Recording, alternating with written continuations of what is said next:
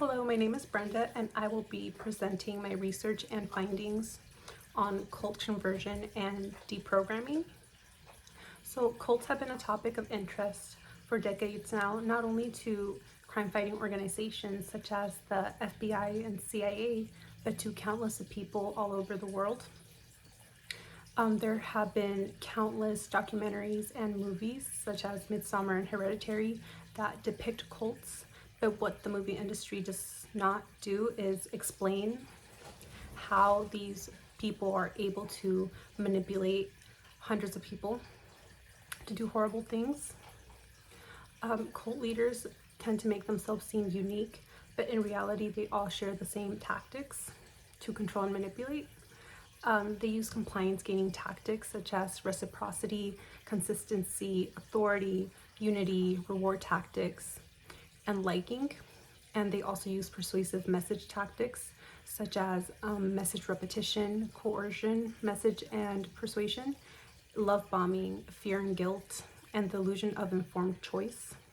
And these are just a few of the persuasive message and compliance gaining tactics used by cult leaders. They gain a person's complete trust, and in doing so, they gain control over their whole life. And you may be wondering to yourself, how could anyone fall for that? And you may be wondering if you could possibly fall for these tactics. And nobody is immune to manipulation and persuasion. An ex-cult member, Mark Vicente, has said, "Nobody intentionally joins a cult. Just like nobody intentionally sets out to get screwed over by a car dealer, but these persuasive principles can be highly effective no matter what someone is selling." So from murder to mass suicide, cult leaders have persuaded their followers to do things the average person would never think of doing.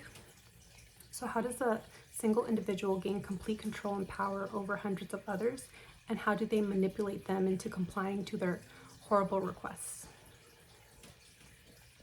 And contrary to popular belief, cult members were relatively normal people before they joined a cult.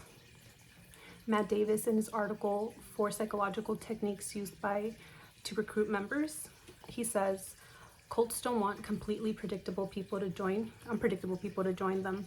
Rather, they want relatively stable people who can work to forward the cult's goals and donate money.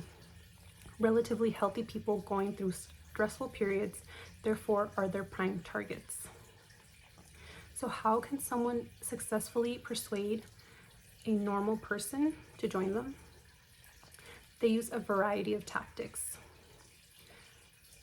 such as emotional and logical appeals to reel people in and gain their interest.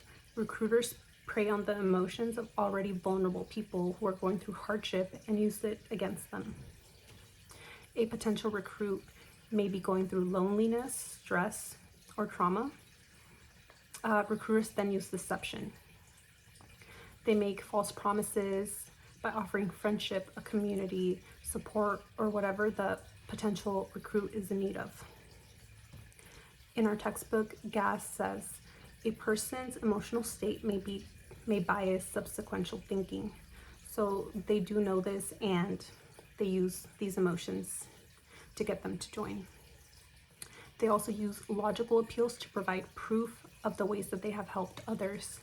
This may involve inviting a potential recruit on retreats or having members give testimonies of how the cult has helped them or saved them. They use pre-giving and love bombing to make a potential recruit feel special. Using these techniques on an already vulnerable person is highly effective. Their techniques are so effective that people who join cults don't even know that they're joining a cult. In the book Recovery from Cults, Help for Victims of Psychological and Spiritual Abuse by Langon, she says, people join cults not because they make a rational, informed choice. They join because they are duped. And once someone has joined a cult, it's almost impossible to leave, not just in the sense that you're being held against your will, but because cults make it emotionally and psychologically impossible for you to leave. By using reciprocity and the pre-giving tactic, members feel obligated to comply to a cult's request. by first giving a member what they need, whether it be love, attention, safety, shelter, or salvation. Cults create indebtedness. Pre-giving is also an effective tactic to gain liking. So cult leaders need people to like them, not just like them, but adore them, see them as God, basically. Cult leaders portray themselves as charismatic, charming, and caring, when in reality they are narcissistic sociopaths who manipulate and have little regard for the well-being of their members. They promote liking and have a high image of themselves. They persuade their followers to believe that they are powerful and all-knowing. They use the promise, a reward tactic if a cult member complies, and a threatening a punishment tactic if they do not comply. Since they have their members convinced that they are all-knowing and that they possess godly powers, they use both positive and negative expertise. Since they know better, complying to their requests will mean that they will have a positive outcome, while not complying will have a negative outcome. For example, Jim Jones, the leader of the People's Temple cult, successfully convinced hundreds of his followers to commit mass suicide. He was known to be charismatic, and he advocated for equal rights for people of color, and by doing so he gained a lot of people of color to join his cult. He had his followers convinced that he cared about them and that he would save them from worldly dangers. And his followers complied to his extreme requests, the last being suicide. An ex-member, Al Mills, who survived, has said, when asked why he did what he did, he said, "Because I believed he was God. We all believed he was God."